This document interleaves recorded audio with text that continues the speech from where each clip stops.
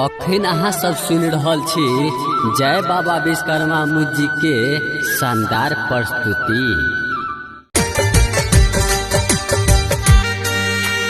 आप सुन रहे हैं जवाहरलाल रश्मिया।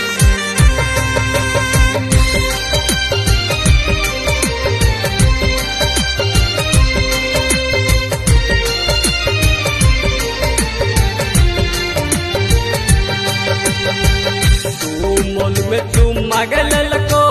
गोठल में गोत गे, तू मोल में तू मगल लको गोठल में गोत गे,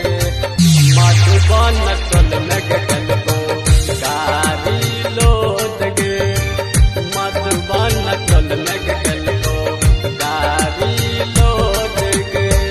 तू मोल में तू मगल लको गोठल में गोत गे, तुम मगल को गोठल में गोट गे,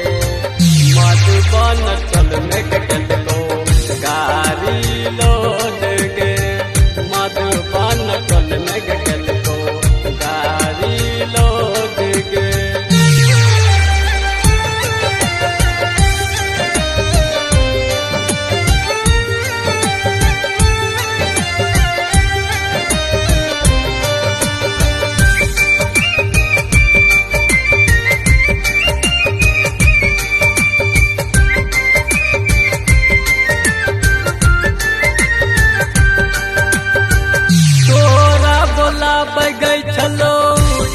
स्कूल का गेट पर अब खाली यह कहो बात करूँ न नेट पर, तोरा बोलाब गई चलो स्कूल का गेट पर, अब खाली यह कहो बात करूँ न नेट पर, डर हल जवानी गई चलो गल को भोग गे, डर हल जवानी गई चलो गल को भोग गे, मधुबन चल में गल को गारी लोट गे, मधुबन चल में गल को गारी लोट गे।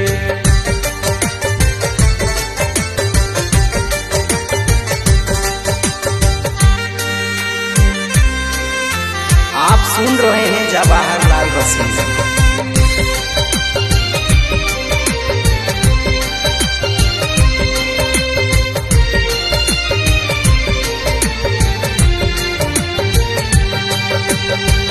रही तो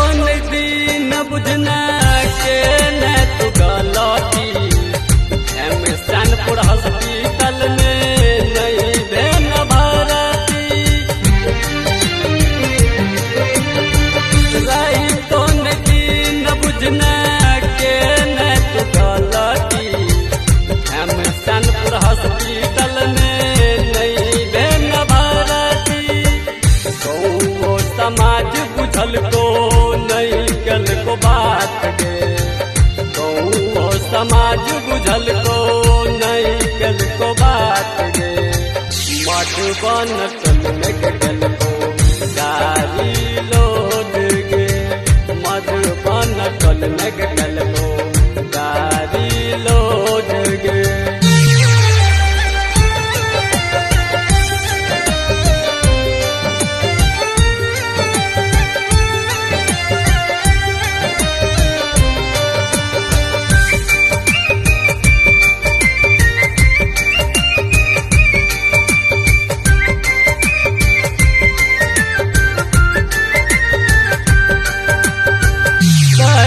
जवाहर तोरा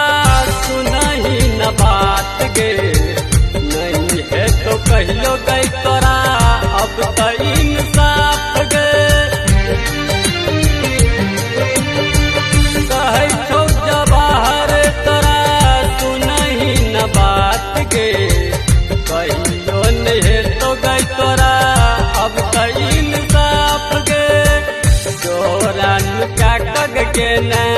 जिंदगी बर्बाद गे, चोरा नुका कग के ना जिंदगी बर्बाद गे, मधुबन चल में गल को गारी